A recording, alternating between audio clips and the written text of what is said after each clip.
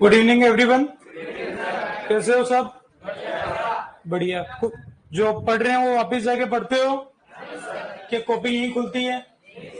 बंद तो होती है सर, वापस खुलती है यहीं। ऐसा होता है कई सरों के साथ, मेरे साथ भी हो सकता था पहले, कोई बड़ी बात। तो इसको जाके पढ़ना जरूर है, क्योंकि अभी तो ताजा ताजा रहता है, तो डाउट से वो क्लियर हो सकते हैं। आप इसको महीने भर बाद खोलोगे, बहुत सारे होंगे जो नहीं खोलेंगे, तो वो महीने भर बाद छोटा डाउट भी बड़ा डाउट बन जाएगा। और वो फिर कुछ टाइम बाद अगर आपने और नहीं खोला तो आप कह दोगे सर हमने कुछ समझ ही नहीं आया। फिर और आप कहोगे कि सर क्या पढ़ा था अपन। फिर आप कह दो सर एग्रीकल्चर ही क्या है। वो कुछ भी संभव हो सकता है। जितना ज्यादा आप गैप दो, आपका कोई दोस्त है जिससे आपने 8-10 साल से बात नहीं करी, तो शायद सामने दिखेगा तो आपको कह दोगे कि यार देखा देखा लग रहा है तू।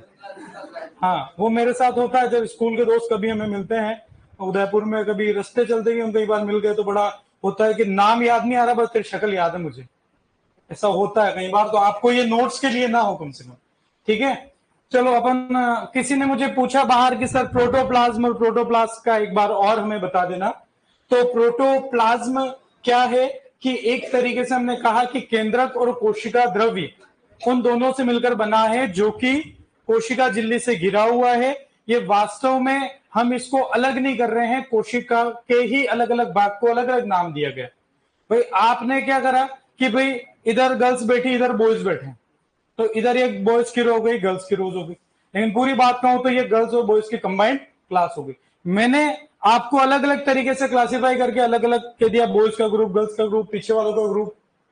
ठीक है, उसी तरीके से केंद्रक अलग है, कोशिका द्रव्य अलग है, लेकिन दोनों को एक साथ हमने कह दिया प्रोटोप्लाज्म के लिए। अब वास्तव में जब आप किसी कोशिका का, पादप कोशिका की कोशिका भित्ति को हटा के फेंक दोगे और जो चीज बच जाएगी उसके लिए नाम दिया जाता है प्रोटोप्लास्ट। ध्यान रहेगा। तो ये थोड़ा सा शब्दों का था। दूसरा किसी ने वो भी पूछा कि सर ये बाह्य प्रोटीन, ये अचल और एंजाइमेटिक क्रियाएं सर क्या बात है? देखो, प्रोटीन है जो गति कर सकती है, इधर उधर हिल डुल सकती है, वो आपके आराम से ट्रांसपोर्टेशन का काम भी कर देगी। ठीक है भाई, आपके बाहर मान लो अपने कोई स्टाफ है जो मेरे को जीएल सर तक कोई कागज पहुंचाना है, वो बोले नहीं सर मैं यहां से नहीं जा सकता, मेरी ड्यूटी नहीं की, तो अपना कागज वहां तक नहीं पहुंचेगा। लेकिन कोई स्टाफ है जो उधर जा ही रहा है तो अपना कागज पहुंच जाएगा। उसी तरीके से सिंपली जो इंट्रिंसिक प्रोटीन है, जो आंतरिक प्रोटीन है, वो तो आपके बाहर कुछ पदार्थ भेजने, कुछ अंदर लेने, परिवहन में काम आ जाएगी। लेकिन ये अचल है, यानी कि ये मूवमेंट नहीं कर सकती, इमोबाइल आप कह सकते हो उसको। तो ये काम में इसलिए आदान प्रदान में काम नहीं आती है। तो फिर काम क्या है? आपको पता है कि अधिकांश एंजाइम क्या होते हैं? प्रोटीन होते हैं। अधिकांश एंजाइम क्या होते हैं? प्रोटीन होते हैं। तो ये प्रोटीन है, तो और कुछ काम नहीं आ रही, तो ये एंजाइम की तरह कोई ना कोई बायोकेमिकल रिएक्शन, जैव रासायनिक अभिक्रिया को पूरी करने में मदद कर देती है। तो इस तरीके का इसका काम हो सकता है। अच्छा क्वेश्चन इंट्रिंसिक, आंतरिक पे ही पूछा जाता है कि कोशिकीय आदान प्रदान में कौन काम आ रहा है? एक्वापोरिन जो है वो जल के आदान प्रदान में काम आ रही है। इस तरीके से बात अपन ने करी थी। क्लियर है बात? और किसी को कोई डाउट अभी तक जो अपन ने पढ़ा उसमें बेझिझक आप पूछ सकते हैं। जैसे उन्होंने क्लास में जो भी थे उन्होंने मेरे को वहां पूछ लिया, पर हर व्यक्ति वहां नहीं मिल पाता है। किसका? केंद्रिका अपन आगे पढ़ेंगे। केंद्रिका जो काम करती है वो राइबोसोम को बनाने का काम करती है, या आरआरएनए को बनाने का काम करती है, इसलिए केंद्रिका को राइबोसोम की फैक्ट्री अपन कहेंगे। केंद्रक पढ़ेंगे तब आपको और बताएंगे। क्लियर है? अभी तक पढ़ा उसमें कोई डाउट? पक्का? जितना इसमें से अगर कोई क्वेश्चन आए तो सारे कर लोगे? ठीक है, टेस्ट जब भी होगा, अभी तो शायद रक्षाबंधन से होना हो, पर जब भी टेस्ट आएगा तो फिर पूरे के पूरे आंसर सही होंगे तुम्हारे? पक्का? चलो देखेंगे फिर। ठीक है, बात करते हैं आगे। कोई बात नहीं, कर लोगे, मुझे तुम पे कॉन्फिडेंस है, तुम्हें अपने आप पे एक नहीं है, वो मुझे डाउट है। चलो आगे बात करते हैं। अपन ने लास्ट बात करी थी कि भाई जो कोशिकांग है वो झिल्ली युक्त कौन कौन से हैं? दो, मतलब दोहरी झिल्ली युक्त, एकल झिल्ली युक्त और झिल्ली रहित, डबल मेम्ब्रेन, सिंगल मेम्ब्रेन और मेम्ब्रेनलेस सेल ऑर्गेनेल्स की बात अपन ने करी थी। कौन कौन से करे थे आपको याद दिला देता हूं। कॉपी मैंने देखी, इधर सुनेंगे तो याद रहेगा। जब रिवीजन जब भी कराऊं तो कॉपी में नहीं देखना, कॉपी में देखेंगे तो आप रीडिंग मारोगे, और जब आप इधर देखोगे तो उससे क्या होगा, मेरे को भी ज्यादा नहीं देखना है, बोर्ड की तरफ देख लो भली, है ना। तो इधर देखोगे तो उससे क्या होगा, अरे मैं तो बूढ़ा हो गया, है ना। हाँ, थोड़ा सा मतलब मेरे ये बालों का ही कम है, बाकी तो ठीक हूं मैं। ठीक है, तो कहने का मतलब क्या होता है कि अगर अपन कोई चीज सोच रहे हो, तो आप भी कहीं पढ़ते हो, तो जब आप पढ़ते टाइम फिर क्या कहते हो कि यार उसका क्या था, थोड़ी देर आप जब सोचते हो ना किसी चीज को, तो वो ज्यादा अच्छे से याद रहेगी। ठीक है, बाकी आप जब रीडिंग एक ही चीज को 4 बार रीडिंग मारे बजाय 3 बार रीडिंग मार के एक बार उसको सोचा कि क्या क्या मैंने पढ़ा, तो आपको याद और ज्यादा होगा। और मैंने शायद बाकी लोगों को भी मैं बोलता हूं अक्सर कि पढ़ते टाइम एक रफ कॉपी या रफ पेज अपने पास होना चाहिए। जो सब्जेक्ट पढ़ो अपना, एग्रीकल्चर तो लगभग याद करने वाला है, कुछ समझने वाली चीजें भी हैं। जब भी पढ़ो तो इधर वो लिखते रहो, घसीटा मार, आपके पढ़ना नहीं उसको, पर आप जब लिखते रहोगे तो आपका पेन चलेगा, वो अक्षर आपके दिमाग में बैठने की संभावना रहती है। साइंटिस्ट का नाम आया, आपने इधर लिख दिया रफ में, कोई काम का नहीं, वो कचरा मानो उस बुक को, नोटबुक को, पर अपने को याद रखने में बहुत हेल्प मिलेगी। आप ट्राई करके देखना, रिजल्ट अच्छा ही मिलेगा उससे। क्लियर है बात। चलो, अपन ने बात करी थी दोहरी झिल्ली युक्त कोशिकांग, जिसके अंदर बात थी 2 कोशिकांग याद रखते हैं, एक तो माइटोकॉन्ड्रिया और दूसरा प्लास्टिड। प्लास्टिड में भी विशेषकर हरित तवक क्लोरोप्लास्ट अपन याद रखेंगे, जो डबल मेम्ब्रेन बाउंड यानी कि द्विझिल्ली युक्त कोशिकांग कहे जाते हैं। दूसरा जो संरचना कोशिका के अंदर दोहरी झिल्ली युक्त होती है, वो है केंद्रक, न्यूक्लियस। वो कोशिकांग नहीं है, सबसे बड़ा घटक है। एक घटक है कोशिकांग, उनको कहते हैं जो कोशिका द्रव्य में उपस्थित होते हैं, और केंद्रक कोशिका द्रव्य का भाग नहीं है, वो खुद का अस्तित्व सेंटर में रखता है। ठीक है, तो वो अपन ध्यान रखेंगे, लेकिन वो भी दोहरी झिल्ली युक्त होगा। एकल झिल्ली युक्त में जो अपन ध्यान रखेंगे, वैसे ये ध्यान रख लो, दोहरी वाले निपट गए।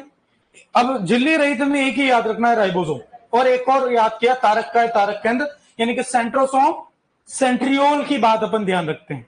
ठीक है, तो बचे जितने भी आप सुनते हो कोशिकांग, वो सारे ही एकल झिल्ली युक्त हैं।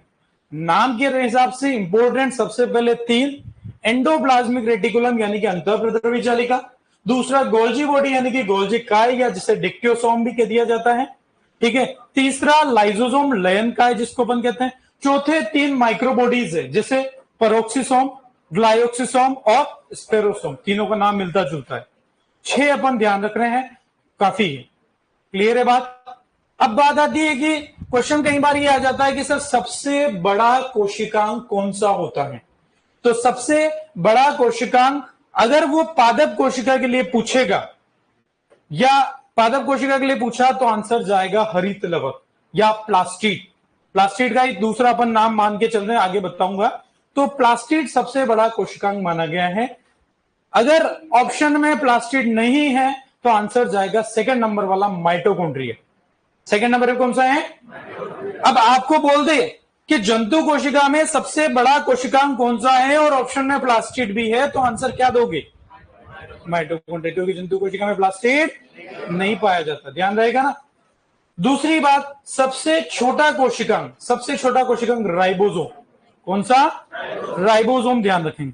तीसरी बात, बहुत अच्छा क्वेश्चन फेमस पूछा जाता है, जो आपके फिजियोलॉजी का क्वेश्चन भी आप मान सकते हो, लेकिन अपन यहीं पर याद रख लेते हैं, कौन से 3 कोशिकांग ऐसे हैं जो फोटो रेस्पिरेशन यानी प्रकाश श्वसन से संबंधित, कई बार ये क्वेश्चन पूछा गया है।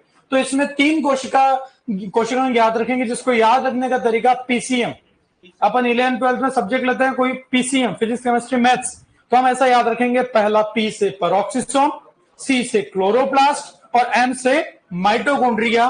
कई बार क्वेश्चन पूछा, ऐसा उल्टा भी पूछता है कि निम्न में से कौन सा कोशिकांग प्रकाश श्वसन से संबंधित नहीं है, तो इन 3 के अलावा जो ऑप्शन होगा वो हमें आंसर देना पड़ेगा। क्लियर है क्या बात, ध्यान रहेगा। इन तीनों पॉइंट को नोट करते हुए फिर अपन अगले कोशिकांग की तरफ आते हैं, अगली संरचना की तरफ आते हैं। पेन वगैरह कहीं था क्या यहाँ पे, रहेगा, ठीक है ठीक है। तो यहां पर आप मेरे साथ ही नोट लगा के 3 पॉइंट नोट करेंगे।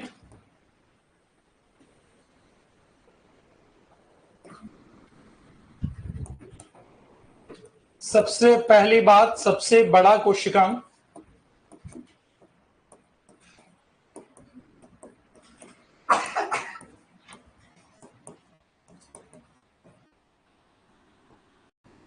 जिसके अंदर हम पहले ध्यान रखेंगे प्लास्टिड। प्लास्टिड की जगह पे ऑप्शन में कई बार हरित लवक हो सकता है, क्योंकि इन दोनों को हम लगभग एक ही मान रहे हैं, क्यों मान रहे हैं वो भी बता देंगे। सेकंड नंबर पे आता है वो माइटोकॉन्ड्रिया। माइटोकॉन्ड्रिया सबसे छोटा कोशिकांग आपका राइबोसोम कहलाता है।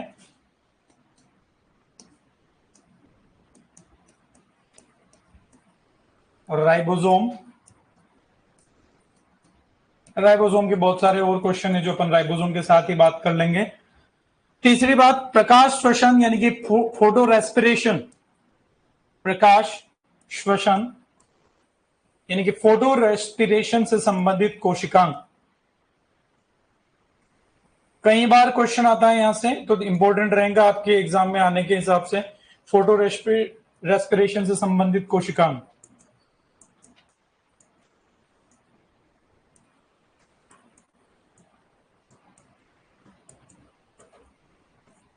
यहां पर आंसर में 3 अपन याद रखने हैं, ट्रिक के हिसाब से पीसीएम याद रखेंगे, और पीसीएम की फुल फॉर्म में इंग्लिश में इसीलिए रख रहा हूं ताकि याद रखना आसान रहेगा। प्लास्टिड, और जहां जहां पे भी प्लास्टिड है वहां पे ऑप्शन में, सॉरी हाँ, यहां पर पी अपन प्लास्टिड नहीं लेके पेरोक्सोम के लिए पी ले रहे हैं, पेरोक्सीसोम। दूसरा क्लोरोप्लास्ट, सी से क्लोरोप्लास्ट, और एम से माइटोकॉन्ड्रिया। ये तीनों कोशिकांग जो हैं, प्रकाश श्वसन फोटो रेस्पिरेशन जो होता है, जो एक ऊर्जा उपयोग करने वाली प्रक्रिया है, जिसे वेस्टफुल प्रोसेस, अनुपयोगी प्रक्रिया भी कहा जाता है फिजियोलॉजी में। नोट कर लें सारी बात।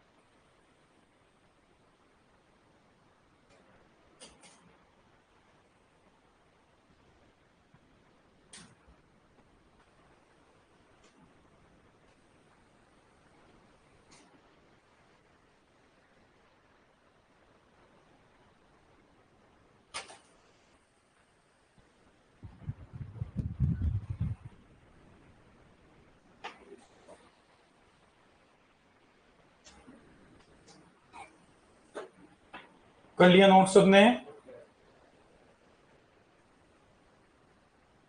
और जो लोग जल्दी नोट कर लेते हैं, साथ में लिखने वालों की तो बात नहीं करूंगा, लेकिन जिनकी थोड़ी स्पीड ज्यादा है वो उसी टाइम उन पॉइंट्स को याद करने का प्रयास करें हर क्लास में, तो और ज्यादा आपके लिए अच्छा रहता है।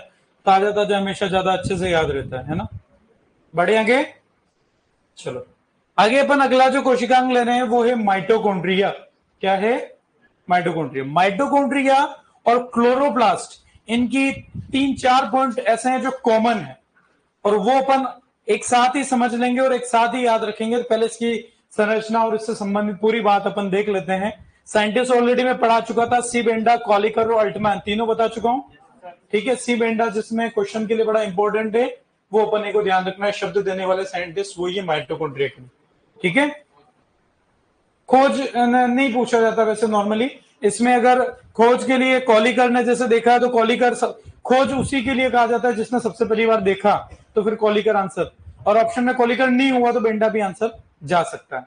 ठीक है, नॉर्मली खोज कम पूछा गया है, शब्द पे ही पूछा गया। ठीक है, ताकि पूछे तो अपने को पता ही है जो सबसे पहली बार देख रहा है वही वास्तव में खोज करने वाला वैज्ञानिक।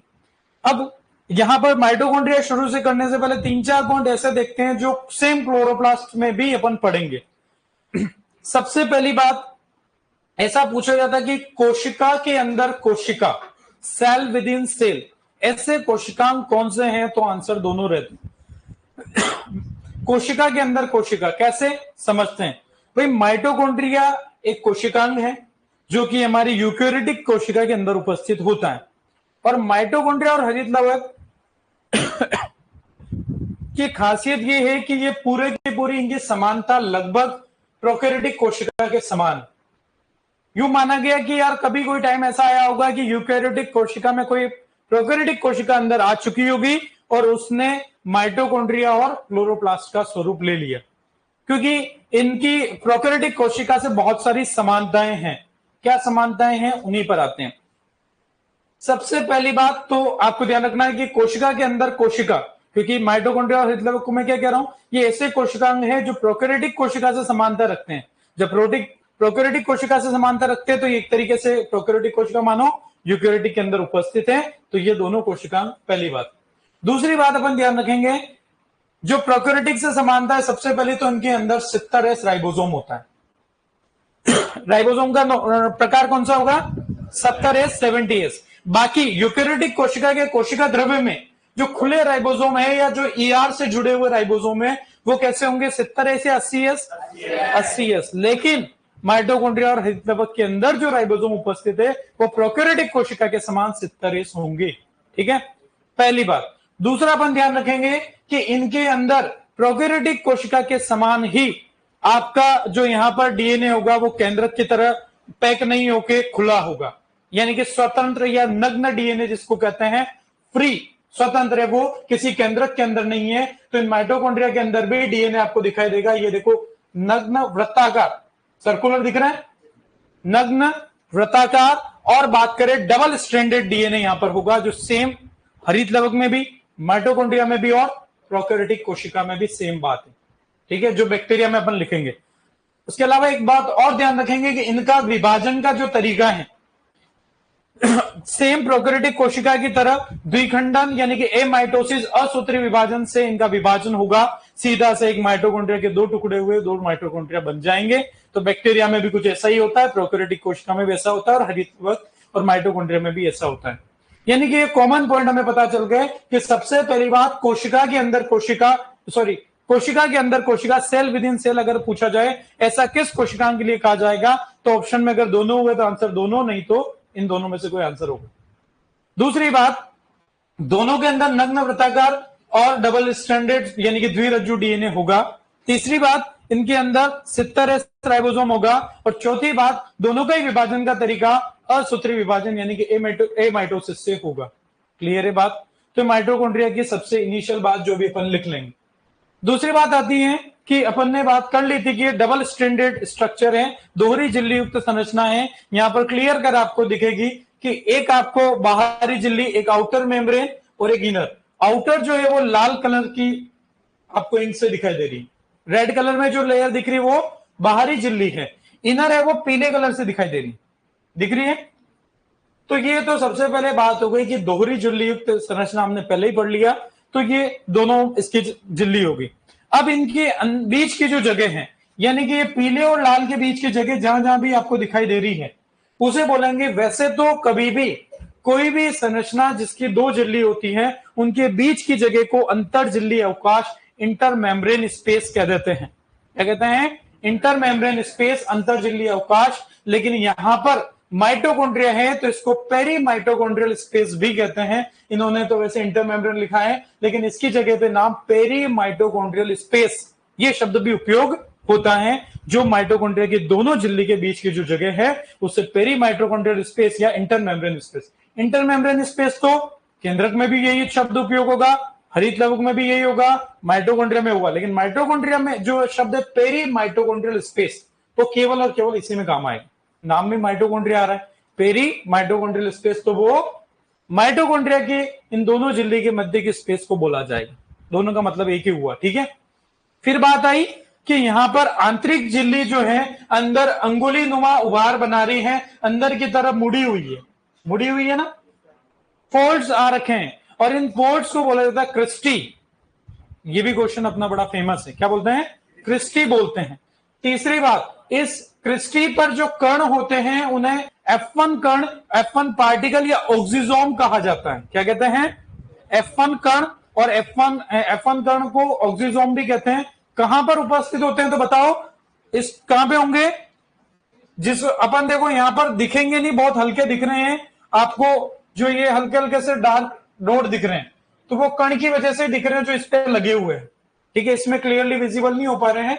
तो वो जो कण है वो ऑक्सीडेटिव फॉस्फोराइलेशन जो आप रेस्पिरेशन के लिए पढ़ते हो। अच्छा, आपको बता, ऐसा क्वेश्चन पूछा जाए कि कोशिका में रेस्पिरेशन के लिए या कोशिकीय श्वसन के लिए इंपॉर्टेंट या काम आने वाला कोशिकांग कौन सा है? कोशिकीय श्वसन सेलुलर रेस्पिरेशन के लिए कौन सा काम आता है? माइटोकॉन्ड्रिया। सबसे पहला क्वेश्चन इसके उपयोग का। ठीक है, दूसरी बात आपको यहां पर ध्यान रखना है कि एक तो इसमें सेलुलर रेस्पिरेशन कोशिकीय श्वसन हो गया, ऑक्सीडेटिव फॉस्फोराइलेशन मैंने बता ही दिया, जो कि F1 कण ऑक्सीजोम करेंगे, यानी कि यहां पर नाम देखो ऑक्सीडेटिव फॉस्फोराइलेशन, ऑक्सीजन की उपस्थिति में, यानी कि रेस्पिरेशन की बात हो रही है। रेस्पिरेशन श्वसन में ही ऑक्सीजन काम आती है। ठीक है, फॉस्फोराइलेशन यानी कि एटीपी को एटीपी में कन्वर्ट करने का काम, इसीलिए इसे पावर हाउस कहते हैं, एटीपी मील कहते हैं, कोशिका की बैटरी कहते हैं, कोशिका की भट्टी, भट्टी में भी ऊर्जा निकलती है। इसलिए ये 4-5 नाम इसके लिए इसीलिए कहा गया क्योंकि एटीपी का उत्पादन जो है वो माइटोकॉन्ड्रिया के अंदर ही माना गया। क्लियर है क्या बात? बहुत सारी चीजें अपन ने बोली है, एक एक करके उनको लिखते हुए चलते हैं, कुछ और चीजें होगी तो अपन बात कर लेंगे आगे। तो सबसे पहले हेडिंग लेते हैं यहां पर माइटोकॉन्ड्रिया। आप अभी भी मेरे साथ नोट कर सकते हो, मैं इनको और समझा दूंगा। माइटोकॉन्ड्रिया,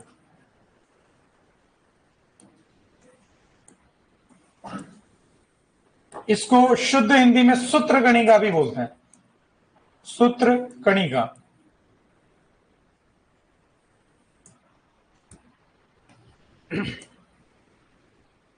कॉमन पॉइंट है वो पहले लिख लेते हैं अपन। सबसे पहले कोशिका के अंदर कोशिका, ऐसा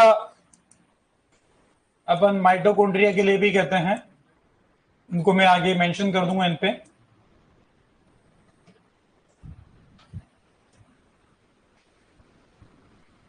दूसरी बात अपन ध्यान रखेंगे कि यहां पर 70 राइबोसोम होंगे,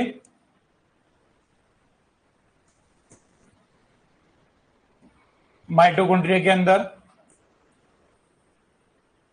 उसके अलावा ध्यान रखेंगे यहां पर नग्न, स्वतंत्र, यानी कि नेकेड, फ्री, स्वतंत्र, वृत्ताकार, सर्कुलर, और बात करें तो एक और यहां पर बोलेंगे अपन डबल स्ट्रैंडेड डीएनए, द्विरज्जु डीएनए जिसको बोलते हैं।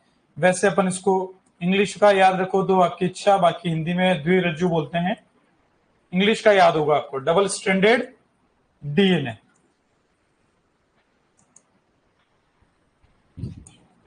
उसके अलावा इनका विभाजन का तरीका जो है आपका प्रोकैरियोटिक कोशिका की तरह असूत्री विभाजन, यानी कि द्विखंडन, फिजन, बाइनरी फिजन द्वारा द्विखंडन।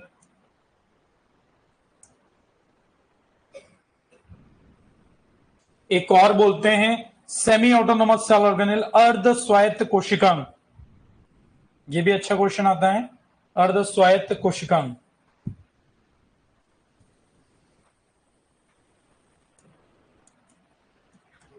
सेमी ऑटोनोमस सेल ऑर्गेनेल के लिए भी पूछा जाए तो अपन ध्यान रखेंगे, क्यों बोला वो भी ध्यान रखेंगे। सेमी ऑटोनोमस सेल ऑर्गेनेल,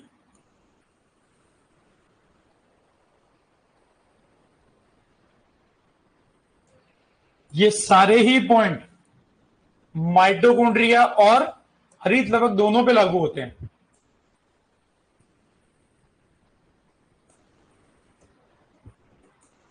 ठीक है, तो आगे अपने को आसानी से आपको पूछूंगा तो बता दोगे आप, है ना।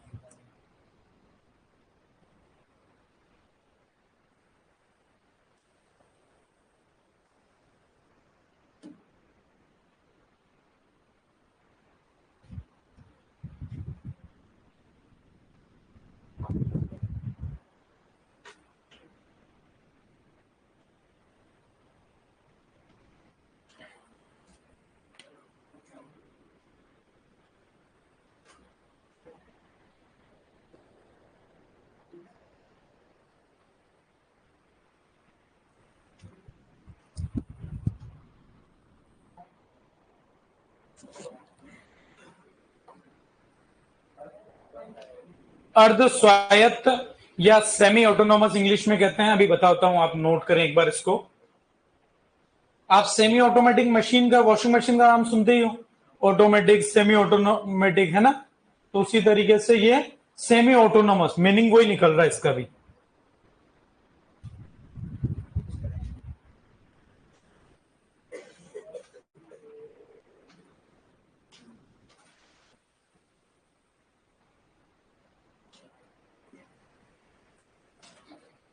सबने कर लिया नोट?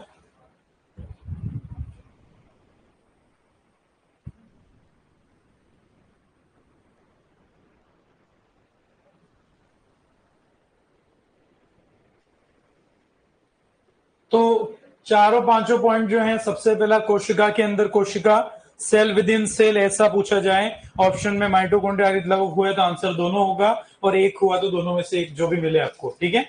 दूसरी बात, 70 राइबोसोम होते हैं, ये भी अपने को ध्यान रखना है। नग्न स्वतंत्र वृत्ताकार डबल स्ट्रैंडेड डीएनए, वो डायग्राम में अपन ने देखा, क्योंकि ये जो डीएनए वो स्वतंत्र है, ये किसी केंद्रक के अंदर स्थित नहीं है।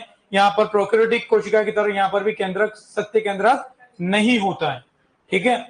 फिर विभाजन, असूत्री विभाजन द्विखंडन से, यहाँ पर सीधा सा दो भागों में विभाजित हो जाएगा, कोई गुणसूत्र वाली बात इनके अंदर नहीं आके सीधे ही माइटोकॉन्ड्रिया हरित लवक 1 से 2 में विभाजित हो जाते हैं। लास्ट पॉइंट है, उसको थोड़ी सी बात करेंगे।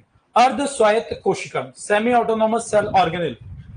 देखो यहां पर क्या है कि खुद का डीएनए इनके पास है, इनके पास खुद का डीएनए है। डीएनए है तो जीन भी है। जीन क्या होता है आपको आगे बताऊंगा, या जो जेनेटिक्स पढ़ चुके हैं उनको पता है कि डीएनए का वह भाग जो किसी लक्षण को प्रकट करे उसे जीन कहते हैं। अलग से जीन कुछ बनानी है। ये डीएनए अगर इस तरीके से लंबा, मैं इसको मान रहा हूं, वैसे आप पढ़ते हो डायग्राम में, तो ये मान लो हल्का सा इसीलिए याद देना, ये डीएनए है। तो इतना जो भाग है जो किसी लक्षण को प्रकट करेगा उसे हम क्या कहेंगे? जीन। तो वो अपन आगे बात आ जाएगी बाकी लोगों के लिए। तो जब इनके पास माइटोकॉन्ड्रिया हरित लवक के पास खुद का डीएनए है तो जीन भी है, जीन है तो ये भी आरएनए बना सकते हैं, ये भी प्रोटीन बना सकते हैं, इनके पास भी राइबोसोम है, यानी कि आधा काम तो खुद ही कर लिए तो। क्योंकि अब मैंने तभी तो इनकी तुलना सीधे किससे करी? प्रोकैरियोटिक कोशिका से। और वास्तव में इसीलिए इनको ऐसा बोला गया, कि ऐसा माना गया वैज्ञानिकों के द्वारा कि कभी ऐसा टाइम आया होगा कि यूकेरियोटिक कोशिका में आके कोई प्रोकैरियोटिक कोशिका बैठ गई, और वो प्रोकैरियोटिक कोशिका कुछ तो बन गई आपके हरित लवक और कुछ बन गई माइटोकॉन्ड्रिया। इसीलिए समानताएं मिल रही हैं, और हमारे लिए याद रखना भी आसान हो गया इस चीज के लिए, तो ये अपन ध्यान रखेंगे। सेमी ऑटोनोमस का मतलब वॉशिंग मशीन ऐसी जिसमें कपड़े डाल के बिल्कुल धुल के आगे तो ऑटोमेटिक, और वो केवल धो देगी, फिर जकोड़ने पड़ेंगे, फिर बोले सर आपको अनुभव है क्या? नहीं, मेरे ऑटोमेटिक है, मेरे ऑटोमेटिक है, मैंने ये लपड़े नहीं रखे, है ना। हाँ, पहले तो हॉस्टल में तो खुद घिसे खूब, पर ये हमारे सेमी ऑटोमेटिक है, सारा काम खुद नहीं करेंगे, कुछ काम कर लेंगे। बाकी कोशिका भी तो है, उस पर भी अपना, क्योंकि हर कोशिकांग के पास तो ऐसा नहीं है कि डीएनए है, इन दो के पास ही है। तो इसलिए पूछा जाता है कि निम्न में से कौन सा सेमी ऑटोनोमस सेल ऑर्गेनेल है? दोनों, यानी कि दोनों पॉइंट दोनों में कॉमन है। मैं वापस माइटोकॉन्ड्रिया हरित लवक में ये नहीं लिखाऊंगा तो चलेगा ना, डबल अपन लिख के अपनी कॉपी भरने कोई मतलब नहीं है। आपको कॉन्सेप्ट समझ में आ गया, और प्रोकैरियोटिक कोशिका से समानता भी आप कह सकते हो। नीचे के 4 पॉइंट है, ये प्रोकैरियोटिक कोशिका से समानता वाले हैं, ध्यान रहेगा ना। आप चाहो तो आपके हिसाब से लिख लो, मैं ज्यादा इसमें उलझाना नहीं चाह रहा हूं। नीचे के जो 4 पॉइंट हैं ये प्रोकैरियोटिक कोशिका से समानता है। सेम चीजें आप, हाँ चौथा इसको भी नहीं माने, ये 3 ही माने, क्योंकि ये 3 हो गए। ये तीनों जो पॉइंट है ये प्रोकैरियोटिक कोशिका से, बिल्कुल तीनों पॉइंट अपन ने सेम प्रोकैरियोटिक कोशिका में पढ़ रखे हैं। क्लियर है बात? आगे बात करते हैं हम माइटोकॉन्ड्रिया की और चीजों पे आते हैं। सबने कर लिया नोट? ये बढ़े आगे, किसी को डाउट? अभी और होगा तो क्लियर हो जाएगा, ठीक है ना। चलो आगे बात करते हैं। नोट करना बाकी था क्या किसी का? हो गया था? चलो आगे बात करें, अपन ने कुछ माइटोकॉन्ड्रिया के लिए चीजें बोली थी, उन्हीं पर अब आते हैं। अब कोई कॉमन पॉइंट नहीं ले रहे, अपन कॉमन एक साथ ले चुके हैं। सबसे पहली बात, अब थोड़ी देर सुन लेना या समझ लेना, फिर ही नोट करना। सबसे पहली बात क्या हुआ? हाँ समझ लो पहले, है ना। इसे क्या क्या नाम से अपन जानते हैं? अन्य नाम के दो माइटोकॉन्ड्रिया के लिए, या जिन पर सीधा क्वेश्चन बनता है। सबसे पहली बात, इसे कोशिका की भट्टी, सेल फर्नेस कहते हैं। कोशिका की भट्टी, फर्नेस यानी कि भट्टी, जहां पर कोई भी भट्टी, भट्टी मतलब जैसे जहां पर कोई ऊर्जा उत्पादन से संबंधित हो, फर्नेस मतलब आप जानते ही हो, फैक्ट्रीज में होती हैं, कोयला डाल रहे हैं, खाना जैसे आपके वो पहले नहीं करते थे, गांव में रसोई होती, खड्डा खोदते हैं, वो बनाते हैं, लकड़ियां डाल रहे हैं उसी, अब कोई गैस तो है नहीं, लेकिन हमारा खाना पक रहा है, यानी कि वहां से ऊर्जा निकल रही है, और उसको भट्टी कहते हैं आज भी। आपको पता हो तो हलवाई उसको कहते हैं कि यार भट्टी बनानी पड़ेगी यहाँ, और बहुत सारे लोग तो उसको बड़े वाले चूल्हे को भी भट्टी कहते हैं, है ना। तो ये कोशिका की भट्टी है, जहां पर ऊर्जा बनेगी तो पूरी कोशिका का काम चलेगा, इनका भी घर चलता रहेगा। हाँ, दूसरी बात अपन ध्यान रखेंगे कि इसे अपन कहते हैं कोशिका की बैटरी। अब आजकल इलेक्ट्रिक गाड़ी आती है ना, तो उनकी बैटरी नहीं होगी तो वो गाड़ी किसी काम की है क्या? धक्का देके, मैं गांव में देखता हूं कई बार कि जो चाइनीज कुछ नाम से कुछ इलेक्ट्रिक गाड़ियां आई, अब वो गांव में क्या कि किसान लोगों ने उनको काफी खरीदी मेरे गांव में, और आज नहीं, आज से मैं 5 7 8 साल पहले से देख रहा हूं, अपन तो सिटी में अभी इलेक्ट्रिक देख रहे ज्यादा। वो क्या करते थे, चारा लाने के लिए उसका यूज करते हैं, ठीक है। अब वो क्या होता है, बैटरी डिस्चार्ज हो जाती, फिर साइकिल की तरह हाथ में लेके आते हैं। तो जैसे कोशिका की बैटरी भी हटा देंगे तो कोशिका किसी काम की नहीं रहेगी, ऊर्जा नहीं मिलेगी। तीसरी बात, अपन इसे सब जानते हैं जो बचपन से पढ़ रहे हैं, अपन कोशिका का शक्ति ग्रह, पावर हाउस इसीलिए बोलता है। पावर हाउस भी अपन जानते हैं जहां पर ऊर्जा बनती है, हमारे लाइट के लिए भी आप सुनते हो कि यार पावर हाउस के, जैसे अपने उदयपुर में पावर हाउस हिंदुस्तान जिनके पास, तो वो क्या है, वहां लाइट की डिपिया लगी हुई ढेर सारी, तो वो कोशिका का पावर हाउस, शक्ति ग्रह भी इसको अपन कहते हैं, ठीक है। और अपन इसके लिए शायद एक नाम और कुछ मैंने बोला था, इसके लिए एक और नाम एटीपी मिल, कोशिका की एटीपी मिल भी इसी को कहते हैं। तो ये सारे इसके नाम हो गए, कोशिका की एटीपी मिल। मिल का मतलब जहां पर कोई चीज बने, हाँ फैक्ट्री कह दो एक तरीके से, तो कोशिका की एटीपी मिल भी इसी को कहा गया। दूसरी बात, सबसे व्यस्त, बहुत काम है इसको ऊर्जा बनानी है, तो सबसे बिजी, व्यस्त एवं सक्रिय कोशिका में ऐसा क्वेश्चन आए कि सबसे ज्यादा एक्टिव कौन रहेगा जिसको ऊर्जा बनानी है, सक्रिय कोशिकांग जो है वो, ऐसा क्वेश्चन पूछा जाएगा तो आंसर क्या दोगे, माइटोकॉन्ड्रिया हमारा आंसर रहेगा। उसके अलावा ये दोहरी झिल्ली युक्त है, जहां पर 2 झिल्ली हो गए इसके अंदर, दोहरी झिल्ली युक्त कोशिकांग है, जहां पर दोहरी झिल्ली में एक हो गई बाहरी झिल्ली, आउटर मेम्ब्रेन, और दूसरी हो जाएगी आंतरिक झिल्ली, इनर मेम्ब्रेन, ठीक है। और इनके बीच की जगह के लिए 2 नाम दिए अपन ने, वो दोनों ही नाम ध्यान रखेंगे, आंतरिक झिल्ली, इनके बीच के स्थान को, यानी कि बाहरी झिल्ली और आंतरिक झिल्ली के बीच का जो स्थान है, ठीक है, उसको मध्य का स्थान क्या कहलाता है, इंग्लिश हिंदी दोनों में ध्यान रख लेंगे। पहला तो बोलते हैं इसको inter membrane space, inter membrane space, या अंतर झिल्ली अवकाश हिंदी में कहेंगे, इंटर मेम्ब्रेन स्पेस, या हिंदी में कहे तो अंतर झिल्ली अवकाश। लेकिन माइटोकॉन्ड्रिया के लिए स्पेशली ये तो कॉमन शब्द है, जो हर प्रकार के जहां भी दोहरी झिल्ली की बात आएगी वहां काम आएगा, केंद्रक में भी आएगा, हरितलक में भी आएगा। लेकिन माइटोकॉन्ड्रिया में विशेषकर यहां पर शब्द हो जाएगा पेरी माइटोकॉन्ड्रियल स्पेस, ठीक है, अंतर माइटोकॉन्ड्रियल अवकाश कहते हैं, लेकिन इंग्लिश का शब्द ज्यादा अच्छा है, पेरी माइटोकॉन्ड्रियल स्पेस, जिसके नाम में पेरी मतलब दोनों के बीच की जगह के लिए बोला गया है। तो ये अपन इतनी बात नोट कर लो, फिर और आगे की चीजें अपन लेंगे, एक बार नोट करें इसको।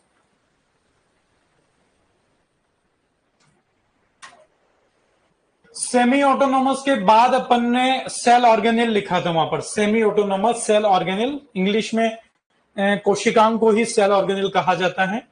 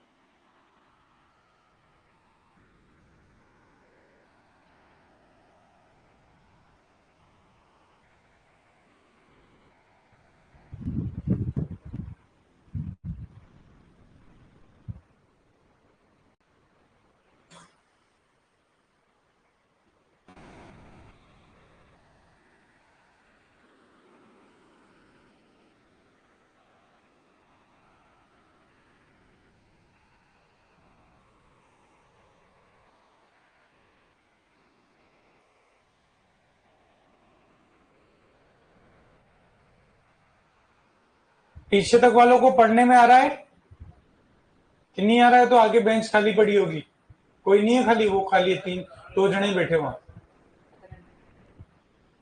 आगे भी यहाँ 2 ही बैठे हैं, लेकिन सर पीछे बैठने का मजा ही अलग है। नहीं होता है, हम बीएससी एग्रीकल्चर में थे जब यही करते थे। हमारी क्लास में क्या था कि सिस्टम सब जाके पीछे की बेंच पे बैठना सारे लड़के पसंद करते थे। अब आगे की 5-6 बेंच खाली रहती थी, और क्या करते थे कि छठी बेंच से चालू हुए तो बैठते बैठते पूरा लास्ट तक बैठ जाते, फिर गुरुजी आते, वो सबसे पीछे वालों को ही आगे लाते। फिर तो वो हमारे रोज का था कि आगे की 5-7 रो खाली छोड़ देते हम। मैं सबसे लास्ट, पर वो ऐसा लास्ट नहीं कि उठ के आगे आना पड़े।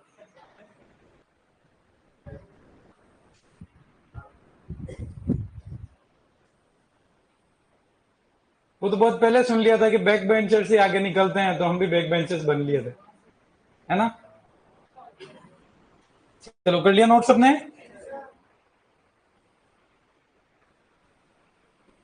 यहां पर जो लास्ट पॉइंट अपन ने लिखा है कि ये दोहरी झिल्ली युक्त कोशिकांग है। यहां पर 2 झिल्ली है, बाहरी और आंतरिक। दोनों झिल्ली की बात अपन ने कर ली। बाहरी झिल्ली और आंतरिक झिल्ली के बीच जो डायग्राम में अपने को दिख रहा था, वो जगह को, मध्य के स्थान को क्या कहेंगे? अंतर झिल्ली अवकाश। ये लिखा हुआ समझ में आ जाएगा बाद में कि दोनों झिल्ली के मध्य के स्थान किस नाम से जाना जाएगा। तो ये तो कॉमन शब्द है जो कहीं भी हो सकता है जहां 2 झिल्ली की बात आएगी, लेकिन ये शब्द केवल माइटोकॉन्ड्रिया में ही काम आएगा। तो पेरी माइटोकॉन्ड्रियल स्पेस या अंतर झिल्ली अवकाश के नाम से उस जगह को जानेंगे। सबने कर लिया नोट? कितने लोग नोट कर रहे हैं? तो हाँ भी नहीं बोलते, ना भी नहीं बोलते। ठीक है, बढ़ते हैं आगे, है ना। तो ये अपन कर रहे थे। अब आगे बहुत अच्छा क्वेश्चन आता है क्रिस्टी पे। क्रिस्टी पे बहुत अच्छा क्वेश्चन आता है कि जो आंतरिक झिल्ली है, ध्यान से इधर देखें, फिर नोट बाद में करेंगे।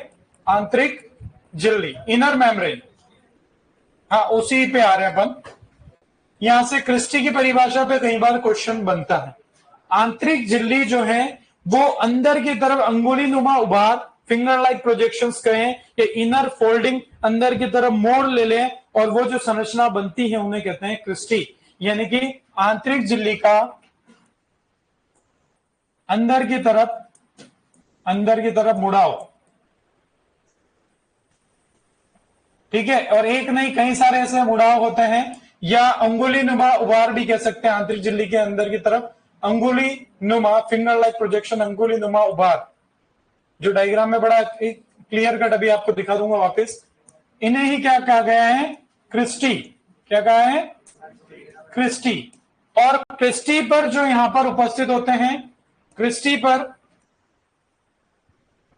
F1 F1 पार्टिकल, या जिनका एक नाम और होता है ऑक्सीजोम, क्या कहेंगे? ऑक्सीजोम उपस्थित होते हैं। और जो ये F1 कण है, जिनका काम है, इनका काम क्या रहेगा? ऑक्सीडेटिव फॉस्फोराइलेशन का काम है। ऑक्सीडेटिव, ये फिजियोलॉजी में पढ़ोगे आप, फॉस्फोरिलीकरण बोलेंगे हिंदी में, तो फॉस्फोराइलेशन इंग्लिश में कहते हैं। कि भाई फॉस्फोरिलीकरण का, ऑक्सीडेटिव फॉस्फोरिलीकरण का स्थल किसको कहा गया? तो आंसर क्या दोगे? F1 कण या ऑक्सीजोम।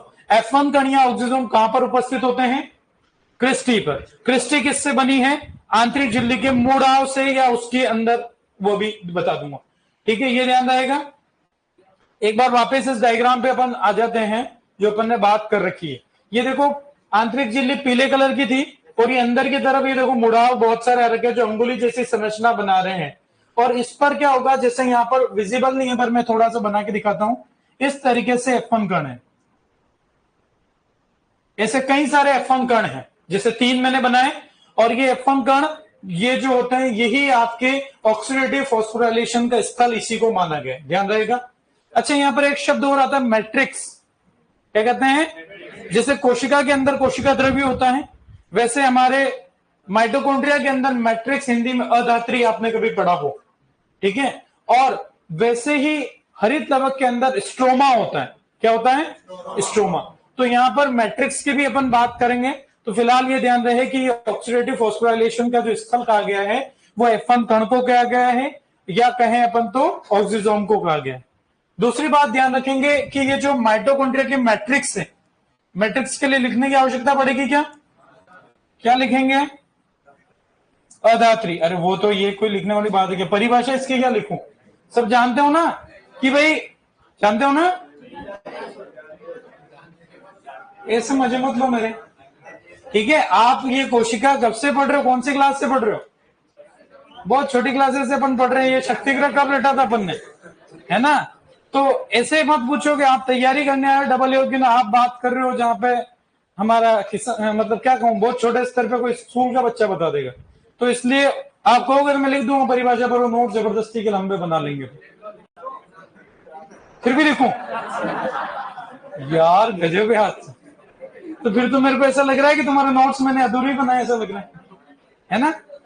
चलो कोई बात नहीं, एक लाइन आपकी संतुष्टि के लिए इसकी तो लिखूंगा, तुम्हारी इच्छा हो तो मत लिखो। माइटोकॉन्ड्रिया के अंदर का स्थान, के अंदर का स्थान क्या कहलाता है? या कहें तो आंतरिक झिल्ली से अंदर का जो स्थान है माइटोकॉन्ड्रिया के अंदर का स्थान क्या कहलाता है? मैट्रिक्स। देखो ध्यान से, आगे एक फिजियोलॉजी का और क्वेश्चन, ये फिजियोलॉजी का क्वेश्चन था, प्रकाश रोशन फिजियोलॉजी का क्वेश्चन था, जो कोशिकाओं के नाम थे। इसका काम जो है, ये किसका स्थल है? क्रेब्स चक्र का। ये अच्छा क्वेश्चन आता है।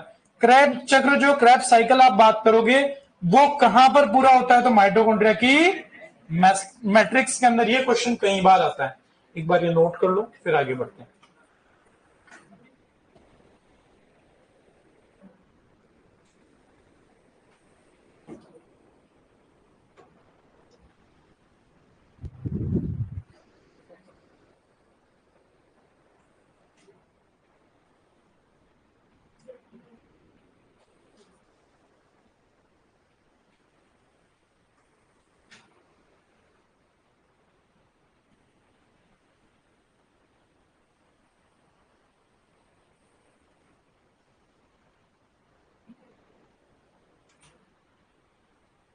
किसी ने कहा सर आप बैक बेंचर्स तो लगते नहीं, बड़े सिंसियर लगते हो।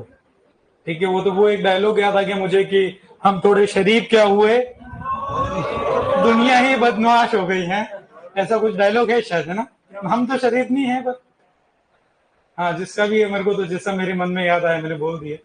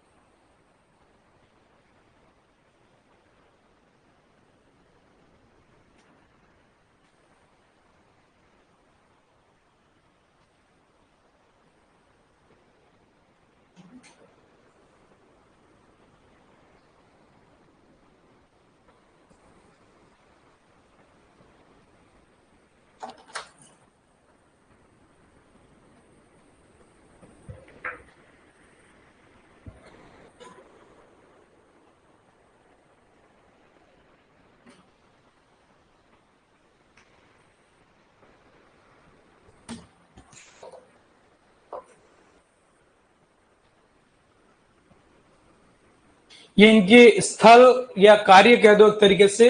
स्थल मतलब वो जो अभिक्रियाएं हैं, जो ये बायोकेमिकल रिएक्शन है, जो आप फिजियोलॉजी में पढ़ते हो, ये रिएक्शन कहां पर पूर्ण होती हैं, वो इसलिए स्थल बोला गया है। कि क्रेब्स चक्र कहां होता है, मतलब कहां वो सारी अभिक्रियाएं होगी, तो मैट्रिक्स में, अदात्री माइटोकॉन्ड्रिया की मैट्रिक्स। अगर ऑप्शन में केवल माइटोकॉन्ड्रिया, दूसरे कोशिका का नाम है तो आंसर माइटोकॉन्ड्रिया। लेकिन उसमें भी पूछ ले कि आंतरिक झिल्ली, बाहरी झिल्ली, अंतर झिल्ली अवकाश, मैट्रिक्स, तो आंसर भी जाएगा मैट्रिक्स। सबने कर लिया नोट?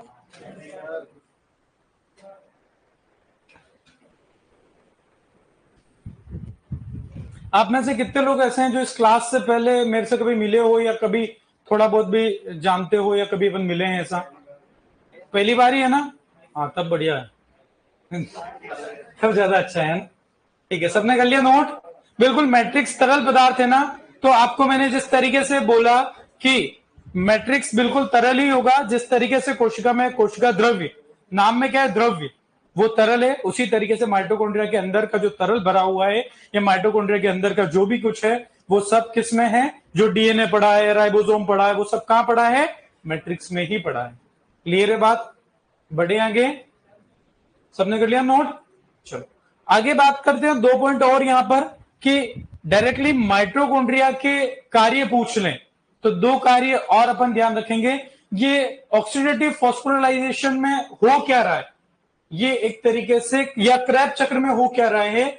आप 2 चीजें पढ़ते हो, एक पढ़ते हो प्रकाश संश्लेषण और एक पढ़ते हो श्वसन, रेस्पिरेशन।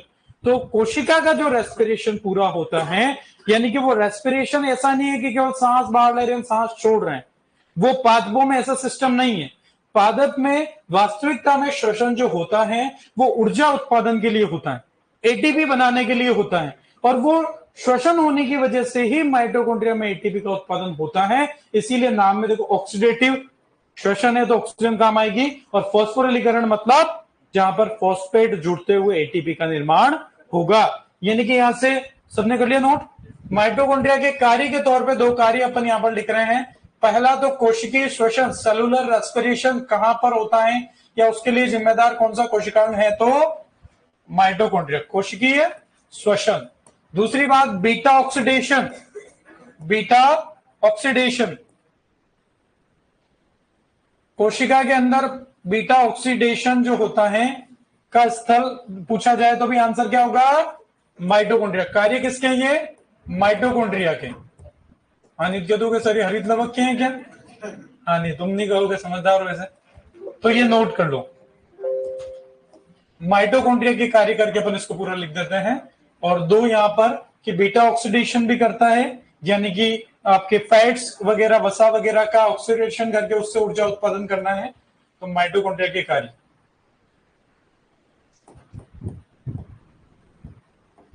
तो स्थल पूछो या कार्य कहो, कोशिकीय श्वसन का स्थल बोले तो माइटोकॉन्ड्रिया की कोशिकीय श्वसन किसका काम है? तो भी माइटोकॉन्ड्रिया। बीटा ऑक्सीडेशन का स्थल बोलो या बीटा ऑक्सीडेशन का कार्य कौन करता है? तो माइटोकॉन्ड्रिया। बीटा ऑक्सीडेशन क्या होता है? फिजियोलॉजी का आपका पार्ट है, लेकिन ये वसा का ऑक्सीडेशन यानी कि वसा से ऊर्जा निकालना, वो मैं बताता हूं कैसे, थोड़ा सा याद दिला देता हूं। सर पढ़ा ही नहीं है तो याद क्या दिलाओगे फिजियोलॉजी? पहले कभी तो पढ़ी ही नहीं सर।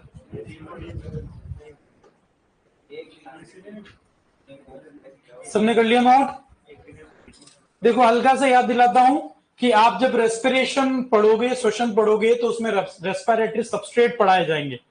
तो सबसे पहले कभी भी आप, जैसे आपको एग्जांपल याद दिला देता हूं कि अपन जैसे कोई व्यक्ति अगर भूख हड़ताल पे बैठता है, वो खाना पीना छोड़ दिया, अब उसके शरीर से सबसे पहले ऊर्जा के लिए उपयोग होता है सबसे पहले तो कार्बोहाइड्रेट, जितना शरीर के अंदर, वैसा ही सेम पादप में भी चलेगा। सबसे पहले ऊर्जा रेस्पिरेटरी सबस्ट्रेट श्वसन के लिए जो उपयोग होता है वो होता है कार्बोहाइड्रेट। फिजियोलॉजी का कॉन्सेप्ट याद दिला रहा हूं। दूसरा, सेकंड नंबर पे जब कार्बोहाइड्रेट भी शरीर का खत्म हो गया, अब फिर नंबर आएगा वसा का। फिर आप देखो आदमी दुबला पड़ता जाएगा, दुबला, सारा वसा खत्म होती जाएगी। तो यानी कि वसा से जब ऊर्जा का उत्पादन हो तो बीटा ऑक्सीडेशन उसको कहते हैं। तीसरे आखिरी में नंबर आएगा फिर प्रोटीन का, जो एंजाइम वगैरह जो प्रोटीन है वो सब खत्म होते होते आखिरी में स्वाहा। समझ गए ना? तो इस तरीके से चाहे पादप हो, कोई पादप है उसको भी ऊर्जा के लिए आप मतलब प्रकाश मिलना बंद हो गया तो वो सबसे पहले तो उसके अंदर की कार्बोहाइड्रेट, फिर वसा और लास्ट में प्रोटीन। ये क्रम अपन ध्यान रखते हैं जो फिजियोलॉजी में आपको लिखाया जाएगा। बढ़े आगे, ठीक है? आगे अपन ध्यान रखें, जो अपने को ध्यान रखना है कि जो एक बहुत अच्छा सा पॉइंट की जो स्तनधारी जीव जो होते हैं, मेमल्स जो होते हैं, चाहे मानव है वो भी स्तनधारी जीव है, मेमल्स में आता है, ठीक है? उनकी जो परिपक्व आरबीसी होती, मैच्योर्ड आरबीसी, उसमें अधिकांश झिल्ली युक्त कोशिकांग लगभग अनुपस्थिति होती। ये मुख्य रूप से अपने को क्वेश्चन के लिए पूछा जाए तो हम एक तो ध्यान रखते हैं माइटोकॉन्ड्रिया, दूसरा केंद्रक और तीसरा ईआर। ये अनुपस्थित होते हैं तो नोट लगा के उस पॉइंट को अपन लिखेंगे, कभी कभी एग्जाम में आता रहता है। तो मेमल्स यानी कि स्तनधारी जीव जो होते हैं, स्तनधारी जीवों की परिपक्व आरबीसी में, आरबीसी एक कोशिका ही है, जीवों की परिपक्व मैच्योर्ड आरबीसी जिसे अपन कहते हैं, परिपक्व आरबीसी में झिल्ली युक्त कोशिकांग अनुपस्थित होते हैं। अब ये क्वेश्चन में जब ये लिखा जाए तो परिपक्व लिखा है, अपरिपक्व ये भी ध्यान देना पड़ता है। तो अपन ज्यादा डिटेल में नहीं जा रहे क्योंकि आरबीसी प्लांट में तो होती ही नहीं है, लेकिन हमारे क्वेश्चन आ जाए इसकी उतनी ही बात करनी है। झिल्ली युक्त कोशिकांग अनुपस्थित होते हैं।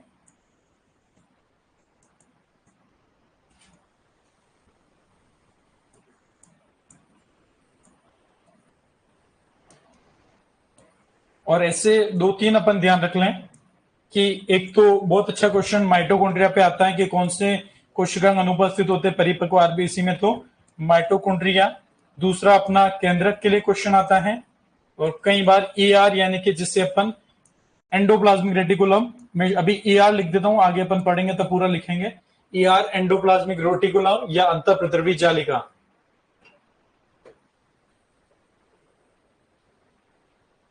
क्या लिख लिया ना? कुछ कुछ पूछा क्या? पक्का नहीं पूछा? सर प्रोटीन डेस्ट्रो होने पर तो ह्यूमन घास भी खा जाता होगा।